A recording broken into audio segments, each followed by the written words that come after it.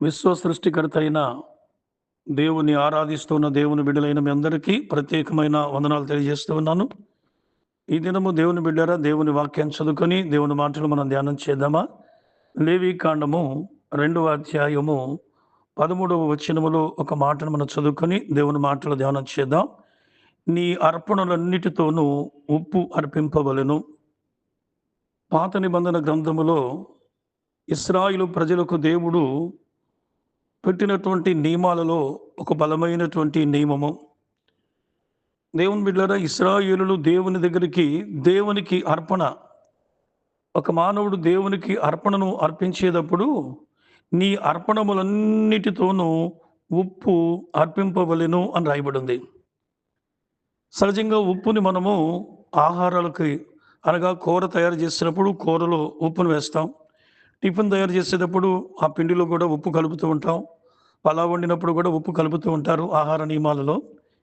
అయితే దేవుడు కోరుకుంటున్నటువంటి విలువైనటువంటి ఒక మాట ఏంటంటే, మీరు అర్పణను దేవునికి అర్పించేటప్పుడు ఆ అర్పణ విషయంలో వారు చేయవలసినటువంటి కొన్ని పనులను దేవుడు ఆనాడు ఇశ్రాయేలుకు తెలియపరిచాడు. ఈనాడు ప్రభువును వెంబడిస్తున్న మనకు కూడా దేవుడు మాట్లాడుతూ ఉన్నాడు. దేవుని బిడ్డలారా, దేవుడు ఆనాడు వారి అర్పణను అంగీకరించడానికి వారు ఇచ్చేటువంటి అర్పణ ఏదైనప్పటికీ పరిశుద్ధ గ్రంథములో అర్పణలు చాలా రకాలు ఉన్నాయి. దేవుని బిడ్డలారా, ఆ ప్రతి అర్పణతో కూడా వాళ్ళు చేయవలసిన పని ఏంటి అంటే దానికి ఉప్పును తీసుకురావాలి అంటున్నాడు. ఉప్పును కూడా మీరు అర్పింపాలి అంటున్నాడు. దేవుడు వారికి ఏమి నేర్పుతున్నాడు పాఠము?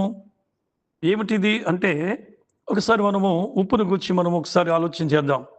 దేవుని బిడ్డలారా, పాత నిబంధన గ్రంథములో దేవునికి అర్పణను అర్పించేటప్పుడు ఆ ఉప్పును తీసుకుని మీరు అర్పించాలి అని దేవుడు చెప్తున్నాడు కదా.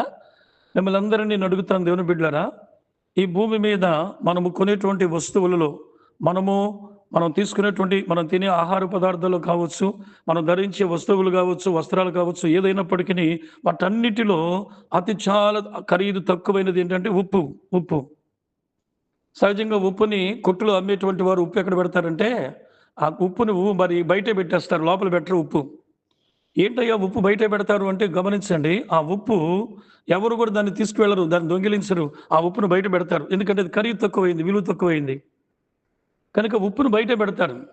కానీ దేవుడు ఈయన ఉప్పుని ఎందుకు తీసుకున్నాడు దేవుడు అని నేను చదివినప్పుడు నాకు ఒక ఆలోచన దేవుడు పుట్టించారు. దేవుని బిడ్డలారా, ఏమిటయ్యా అంటే ఉప్పు అనేటువంటిది మనము గమనించినప్పుడు ఇది ఒక ప్రత్యేకించబడినటువంటిది.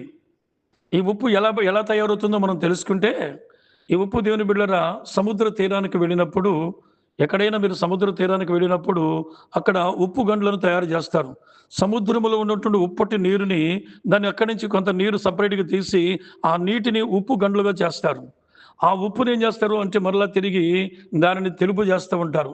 ఉప్పు చాలా తెల్లగా ఉంటుంది. అంత మాత్రమే కాదు, ఉప్పు ఎలా ఉంటుందంటే రుచిగా ఉంటుంది. అందుకే మన పెద్దలు చెప్తారు కదా, అన్నీ ఏసి చూడు నన్ను కూడా ఏసి చూడు అని అంటారు ఉప్పుని. దేవుని బిడ్డలారా, గమనించండి. ఇప్పుడు దేవుడు వారికి ఉప్పును గురించి ఎందుకు దేవుడు తెలియజేస్తూ ఉన్నాడు అనంటే, నేను దీని గురించి మీకు ఒక మాట చెప్తాను. ఉప్పు ఎలా ఉంటుంది అంటే తెల్లగా ఉంటుంది. ఈ తెలుపు దేనికి సాదృశ్యంగా కనబడుతూ ఉందంటే పరిశుద్ధత. అంటే ఒక మానవుడు దేవునికి అర్పణను అర్పించే ముందు ఆ అర్పణలో ఏముండాలంటే పరిశుద్ధత ఉండాలి. నువ్వు ఇచ్చేటువంటి అర్పణ అది ఎలా ఉంటుందంటే నీ కష్టార్జితముతో, నీ భర్త కష్టార్జితంతో, నీ బిడ్డల కష్టార్జితంతో కష్టపడి సంపాదించినదై ఉండాలి. ఆ అర్పణలో ఏమాత్రము కూడా లోపం ఉండకుండా ఆ అర్పణ ఎలా ఉండాలంటే ఆ అర్పణతో పాటు ఉప్పు పెట్టమంటున్నాడు. అంటే ఉప్పు పరిశుద్ధతకు గుర్తుగా ఉంది కనుక ఈ పరిశుద్ధతతో ఏం చేయాలంటే నీ అర్పణ దేవునికి అర్పించినప్పుడు అది దేవునికి అంగీకారంగా ఉంటుంది. అది వారికి దీవెనకరంగా మారుతూ ఉంది. దేవునికి స్తోత్రం, హల్లెలూయా. మీరు గమనించండి దేవుని బిడ్డలారా, ఉప్పు దేనికి సాదృశ్యంగా ఉందంటే తెలుపు. ఆ తెలుపు పరిశుద్ధతకు సాదృశ్యంగా ఉంది. అంత మాత్రమే కాదు, కొలసీ పత్రికలో మరి బైబిల్ గ్రంథంలో రాయబడిన మాట 4వ అధ్యాయములో ఒక విలువైన మాటను దేవుని గ్రంథంలో రాయబడి ఉంది. క్రొత్త నిబంధన దేవుని బిడ్డలారా, మీరు గమనించినట్లయితే అక్కడ 6వ వచనములు అంటున్నాడు, ప్రతి మనుషునితో ఎలాగూ ప్రత్యుత్తరం ఇవ్వవలనో అది తెలుసుకొని మీ సంభాషణ ఉప్పు వేసినట్లుగా ఎల్లప్పుడూ రుచిగలదిగా ఉండాలి. దేవునికి స్తోత్రం. మీరు గమనించండి, ఉప్పు రుచిగలది గనక మన అర్పణ తీసుకువెళ్ళేటప్పుడు సనగకూడదు, గొనగకూడదు. దేవునికి ఇచ్చేటప్పుడు దీని మీద లెక్కలు వేయకూడదు.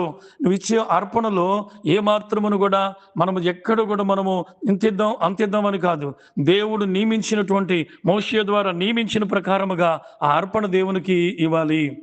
అది ఆ ఉప్పుకు మరి దేవుడు గుర్తు చేస్తున్నటువంటి సందర్భమని దేవుని వాక్యం సెలవిస్తుంది. ఆ ఉప్పు ఎలా ఉంటుంది? రుచిగా ఉంటుంది. అంటే నీవిచ్చేటువంటి అర్పణ ఎలా ఉండాలంటే ప్రయోజనకరంగా ఉండాలి. అది నిష్ప్రయోజనంగా ఉండకూడదు.